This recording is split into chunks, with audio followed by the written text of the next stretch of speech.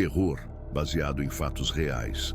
Durante séculos, o mar foi palco de histórias que desafiam qualquer explicação racional. Entre naufrágios, desaparecimentos e registros oficiais contraditórios, alguns navios ganharam fama não apenas pelo que transportavam, mas pelo que aconteceu a bordo. Este é um desses casos. Não se trata de uma lenda criada por marinheiros supersticiosos.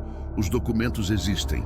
Os relatos foram registrados. As investigações aconteceram, mas as respostas nunca vieram. Em dezembro de 1872, um navio mercante chamado Mary Celeste foi encontrado à deriva no Oceano Atlântico, entre os Açores e a costa de Portugal. Estava intacto, a carga praticamente intacta. Não havia sinais de luta, pirataria ou tempestade grave, mas não havia ninguém a bordo. O capitão, sua esposa, sua filha pequena e toda a tripulação haviam desaparecido sem deixar vestígios. O navio havia partido de Nova York semanas antes, transportando barris de álcool industrial. Seu destino era Gênova, na Itália. A viagem, que deveria ser rotineira, tornou-se um dos maiores mistérios da história marítima. Quando a tripulação do navio Dei Gratia encontrou o Mary Celeste, algo parecia profundamente errado.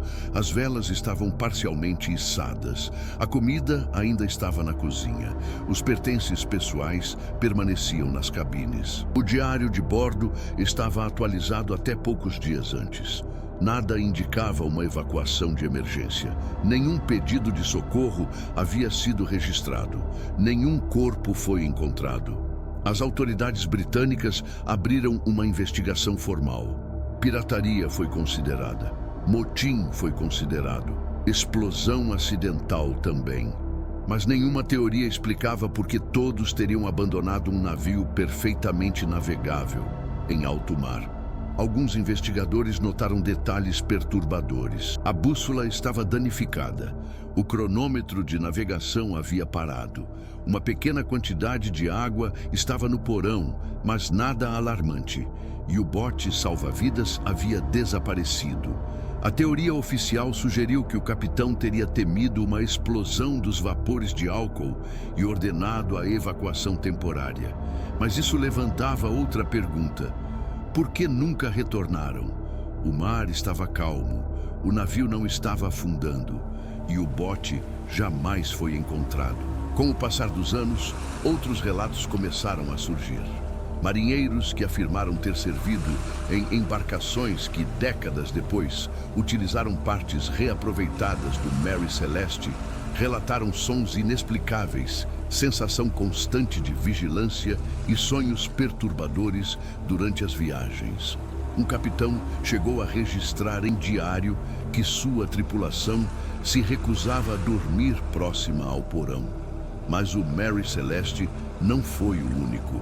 Em 1947, outro caso chocou autoridades marítimas. O Orang Medan, um navio cargueiro holandês que navegava pelo Estreito de Malaca. Um pedido de socorro foi captado por operadores de rádio. A mensagem dizia: todos os oficiais, incluindo o capitão, estão mortos. Provavelmente toda a tripulação está morta. A transmissão terminou com uma frase curta: eu morro. Quando equipes de resgate encontraram o navio, o cenário era perturbador. Corpos espalhados pelo convés e pelas cabines. Nenhum sinal de ferimentos físicos visíveis. Expressões de terror congeladas nos rostos. Pouco depois, o navio explodiu e afundou, destruindo qualquer prova física. O relatório oficial nunca chegou a uma conclusão definitiva. Gases tóxicos, armas químicas, falha estrutural, nada foi comprovado. O padrão se repetia: navios, registros, testemunhos e silêncio. Em diversos casos documentados, marinheiros relataram ouvir passos em corredores vazios, vozes vindas do porão, mudanças súbitas de temperatura e instrumentos falhando simultaneamente. Autoridades sempre encontraram explicações técnicas plausíveis, mas nunca completas, nunca definitivas. E sempre havia algo em comum: o isolamento absoluto do mar. sem testemunhas externas, sem ajuda imediata, sem fuga. Para quem passa dias ou semanas cercado apenas por água e metal, qualquer anomalia se torna mais intensa. E quando algo foge completamente da lógica, o medo se instala. Existem registros de capitães que se recusaram a reassumir o comando após determinadas viagens, de tripulações que abandonaram navios inteiros após experiências que jamais conseguiram explicar. Nenhuma dessas histórias foi oficialmente classificada como sobrenatural, mas nenhuma foi totalmente descartada. Até hoje, o Mary Celeste é citado em academias navais como um caso inconclusivo.